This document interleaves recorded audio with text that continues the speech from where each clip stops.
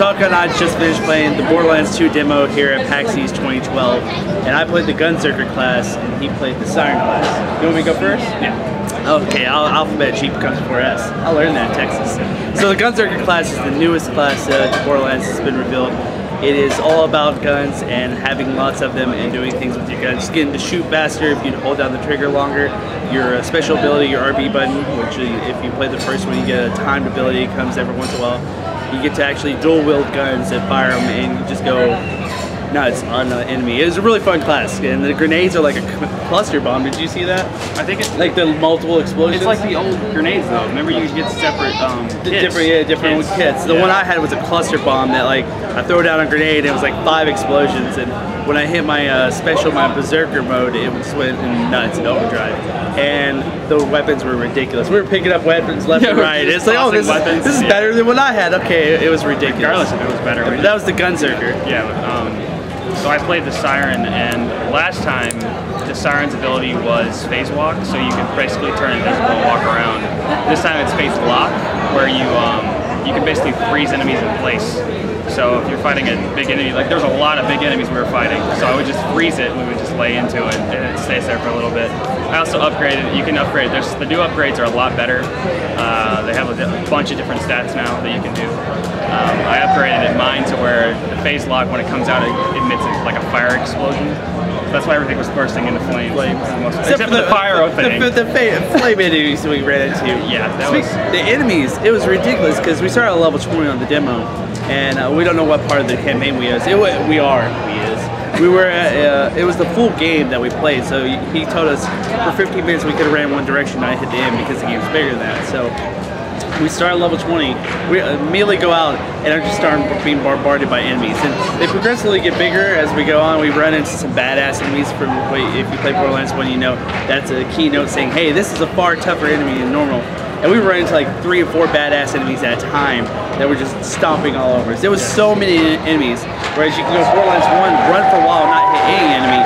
We were constantly fighting our way, retreating, running out of ammo, I was getting antsy because of course I've used a lot of ammo as a Gunzerker. Yeah, insane. The animations for the opening and closing of things, as far as like boxes and everything else, that was pretty cool. Everything. Did you notice? I don't know if it was just me, that stuff was coming to you automatically. Yeah, you don't have to hold X. Yeah, exactly. If you need ammo, it'll automatically pop into you, and grenades, you don't have to hold X. The coolest thing we saw before we even got to play when we were watching the other thing was the screen pop up. You noticed the head thing, so I'll let you talk about that. But when you go into your menu for your skills and change your weapons, you hit your select button, and a screen pops up, and it shows your character standing in front of the screen. And it's a really cool looking, good looking screen. It shows like your character standing there looking at a display, so it kind of makes you feel like you're still part of the game, you're not removed from the fighting.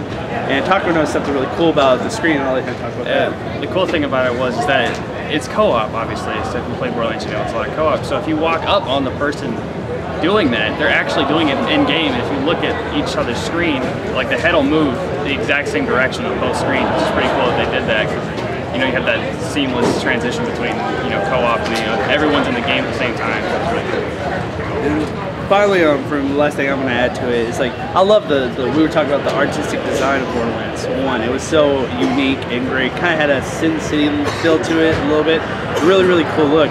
The graphics are the same as far as the look, but so much cleaner. It was like amazing. It was from what Halo 3 to Halo Reach was as far as clarity, just that much up, and maybe even more so. I mean, it was really sharp.